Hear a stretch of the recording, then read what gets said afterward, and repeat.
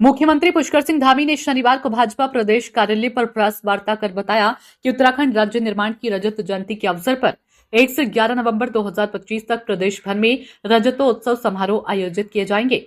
उन्होंने कहा कि पूर्व प्रधानमंत्री अटल बिहारी वाजपेयी के कार्यकाल में ही उत्तराखंड राज्य का गठन हुआ था। 25 वर्षों में राज्य ने विकास के नए आयाम स्थापित किए हैं।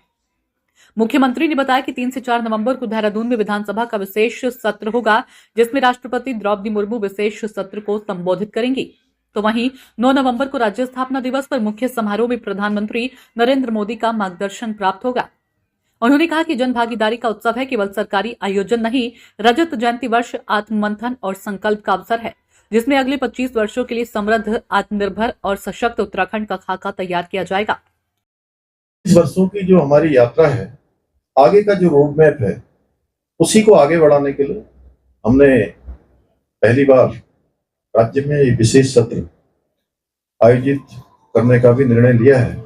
और यह हमारे लिए बहुत खुशी की बात है कि इस विशेष सत्र में हमको 3 तारीख को माननीय राष्ट्रपति महोदया का भी संबोधन मिलने वाला है और विशेष रूप से वो हमारे सत्र को संबोधित करेंगी। और जिस प्रकार से राज्य स्थापना में हमारी मातृशक्ति का बहुत बड़ा योगदान रहा है और आज राज्य को चलाने में, आगे बढ़ाने में भी मातृशक्ति का बहुत बड़ा योगदान है। और देश के सर्वोच्च पद पर भी एक राष्ट्रपति ही है जो सामान्य स्थितियों, परिस्थितियों में पैदा होकर आज पूरे देश को दिशा देने का काम कर रही हैं।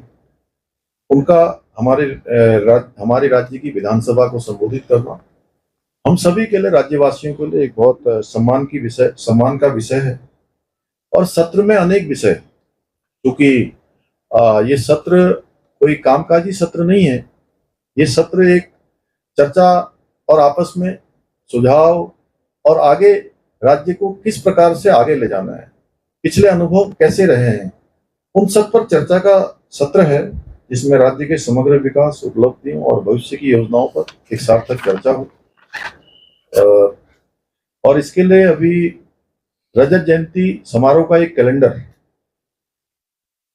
बनाया गया है, जिसमें आज 1 नवंबर से विधिवत रूप से आज बड़ी एकादशी भी है, बड़ा शुभ दिन है। और आज से 1 नवंबर से विकास भगवाल भी है, दीपावली, बूढ़ी दीपावली भी है। आज से लेकर 11 नवंबर तक प्रदेश भर में अनेक कार्यक्रम आयोजित किए जाएंगे।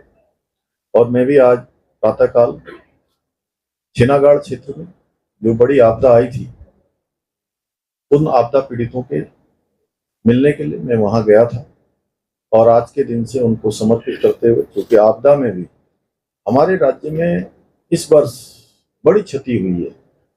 अनेक लोगों ने अपने परिजनों को खोया है, घर चले गए हैं, अनेक प्रकार का नुकसान हुआ है, जनहानि हुई है, पशु हानि हुई है, अनेक अवस्थापना, हमारी स्ट्रक्चर पूरी तरह से प्रभावित हुआ है।